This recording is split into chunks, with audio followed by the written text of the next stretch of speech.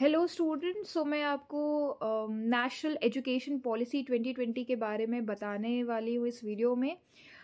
ये एक current affairs के हिसाब से भी बहुत ज़्यादा इम्पोर्टेंट टॉपिक है, और अगर आपने अपना प्रोजेक्ट फाइल इसमें बनाया है so it's very much necessary कि आपको इसके बारे में पता होना चाहिए। इनिशियली इंडिया में आपका 10+2 का सिस्टम फॉलो किया जाता था। 10+2 मतलब आपका 10 ईयर्स तक आप अपना रेगुलर स्टडी करते थे, उसके बाद +2 मतलब आपका 11th-12th। ओके, बट फिर गवर्नमेंट ने इसको एंड करके 5+3+3+4, I am repeating it again, 5+3+3+4 का सिस्टम इंट्रोड्यूस किया गया। ठीक है, तो अब इसके बारे में मैं आपको एक्सप्लेन करती हूँ।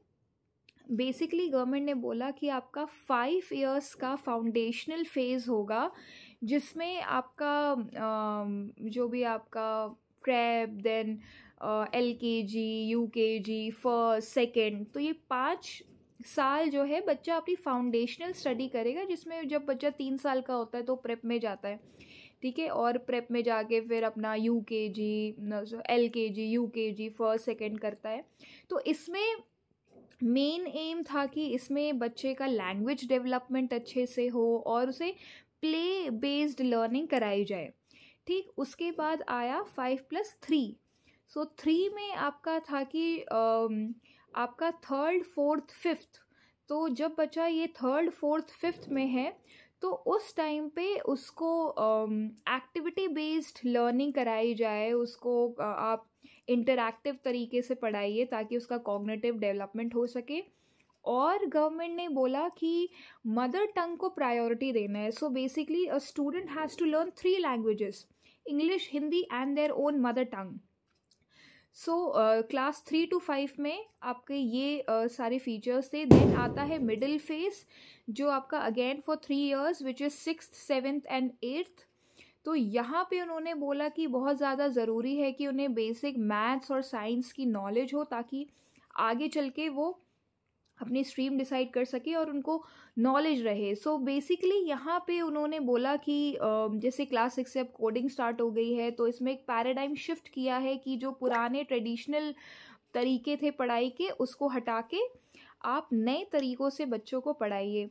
फिर आपका आता है सेकेंडरी फेज़, जो कि आपका है दिस 9th to 12th। तो ये जो 4 साल का है 5+3+3+4, तो ये 4 में 9, 10th, 11th, 12th में उन्होंने बोला कि मेन एम जो ड्रास्टिक डिफरेंस हुआ कि भाई पहले था कि जो साइंस का स्टूडेंट था वो कॉमर्स के सब्जेक्ट नहीं पढ़ सकता, जैसे कि आपका मार्केटिंग हो गया या बाकी चीज़ें हो गई। वैसे ही जो आर्ट्स का स्टूडेंट है वो मैथ सब्जेक्ट नहीं ले सकता था। बट अब ये सारी चीज़ों को बंद करके अब उसे मल्टी डिसिप्लिनरी बना दिया गया। मतलब कि अगर आप आर्ट्स के हो तो आप मैथ्स भी ले सकते हो, अगर आप कॉमर्स के हो तो आप कंप्यूटर्स ले सकते हो, जो कि साइंस का सब्जेक्ट है, कंप्यूटर साइंस। तो इसी तरह कोई सा भी सब्जेक्ट चूज़ कर सकता है, और वो एक बाउंडेशन नहीं है कि आपको यही सब्जेक्ट्स पढ़ने ही पढ़ने हैं। ठीक है, तो ये मेजर चेंज हुआ था आपके 9, 10, 11, 12th में।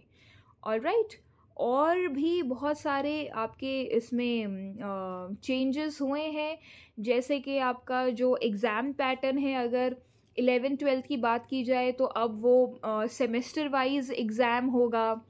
ठीक है, और जो बाकी क्लासेस में है वो एक रेगुलर तरीके पे एग्ज़ाम कंडक्ट होता चला जाएगा। और आपका 3rd से लेके 8th तक आपका एक 360 डिग्री प्रोग्रेस रिपोर्ट होगी कि not only in studies but बाकी चीज़ों में भी बच्चा कैसा कर रहा है। ये सारी चीज़ the school will take care of it.